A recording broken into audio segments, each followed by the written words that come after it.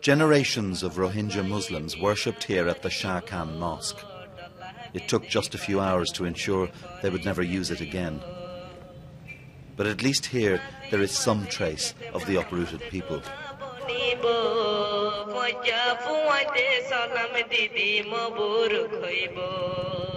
A mile away, the mosque at Nasri and all the houses around it have been levelled. The Muslim presence has been erased. Several thousand people lived here until last June, when sectarian violence erupted. Rakhine Buddhist mobs descended on the area, killing and burning. The destruction here is a direct consequence of Burma's own history, but it has a universal resonance. The kind of language that I hear people using reminds me of things I've heard in Northern Ireland, in the Balkans, in Central Africa. At its heart, the idea that for one group of people to survive, the others must be driven out.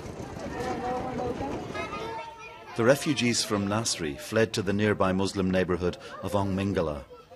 Closer to the city centre, it's protected by the army and police, but it feels like a ghetto.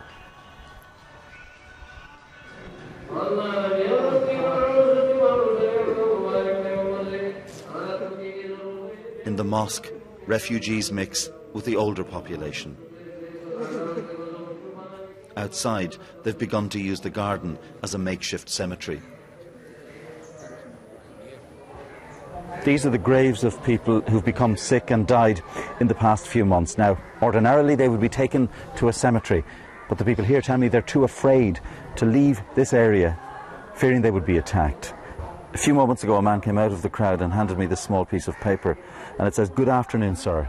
Please rescue us from the tyranny of our government and Rakhine. Please help us." There is a real sense of isolation and fear here. What will happen if you go outside? They will kill them, and they're beating them. The men, Rakhine will kill them, beating them if they go outside. New refugee camps are appearing across the plains outside Sitwe.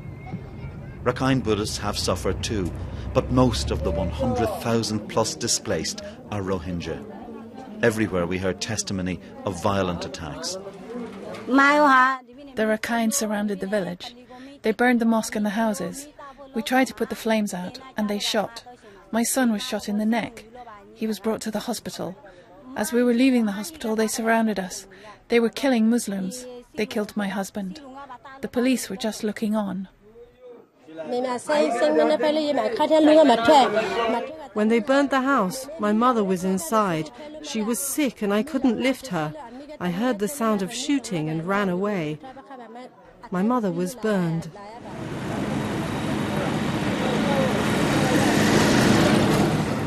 On the other side of the barricades, the Rakhine Buddhists have their own narrative of victimhood.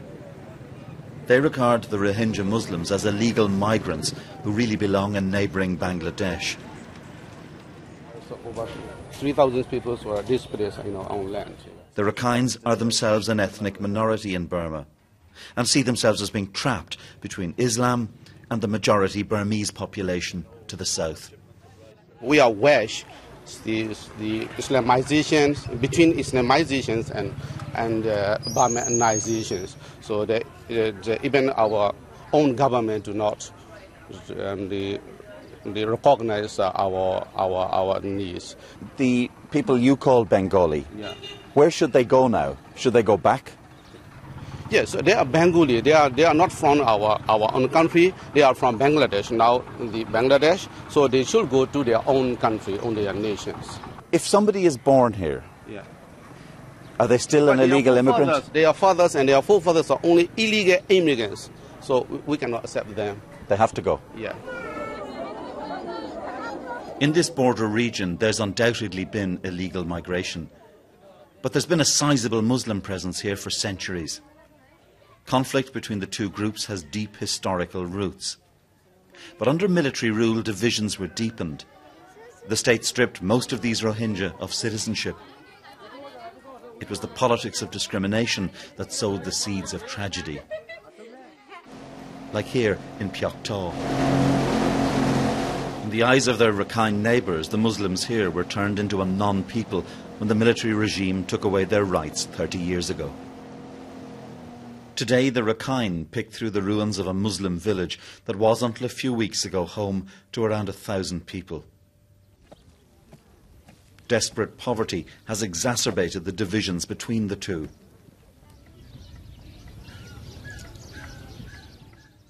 And it's not as if the spiritual leaders of this devoutly Buddhist community have tried to calm the crisis. Far from it. Across the troubled areas, Buddhist clergy have been to the fore in demanding the exclusion of the Rohingya.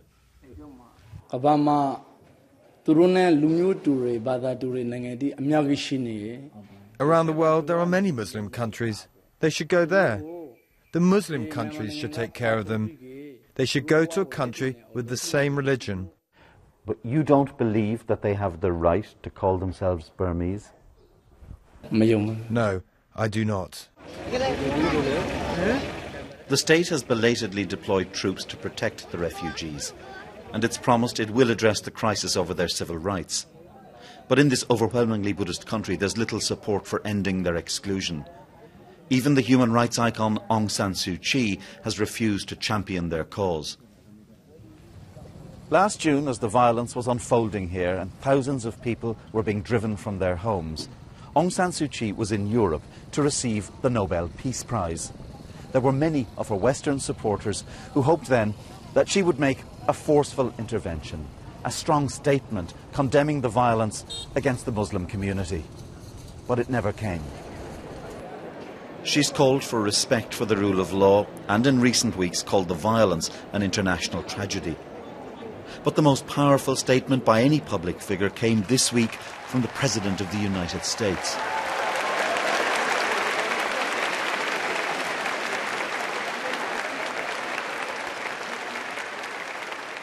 For too long, the people of this state, including ethnic Rakhine, have faced crushing poverty and persecution. But there's no excuse for violence against innocent people. And the Rohingya hold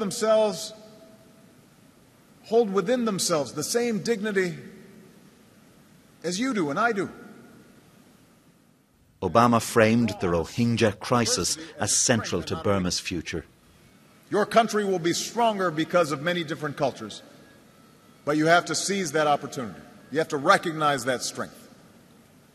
Under growing international pressure, Burma's leaders, government and opposition, talk of a political solution. This man, Koko G, a key ally of Aung San Suu Kyi, listened to the president's speech. In the past, he's denied the Rohingya are a Burmese group. But he seems to be softening his stance. What was the main message you got from that speech today?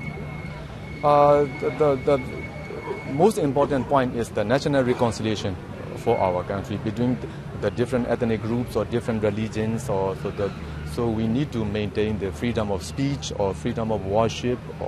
So that's the most valuable things for country. So there is a change in rhetoric, but the hatred between the groups is so deep, any big political moves would be met with fierce resistance. Nobody here believes the crisis is over. And as Burma approaches elections in 2015, the uncertainty will only increase. It is the great irony that growing freedom on a national level is turning this state into a prison for the Rohingya.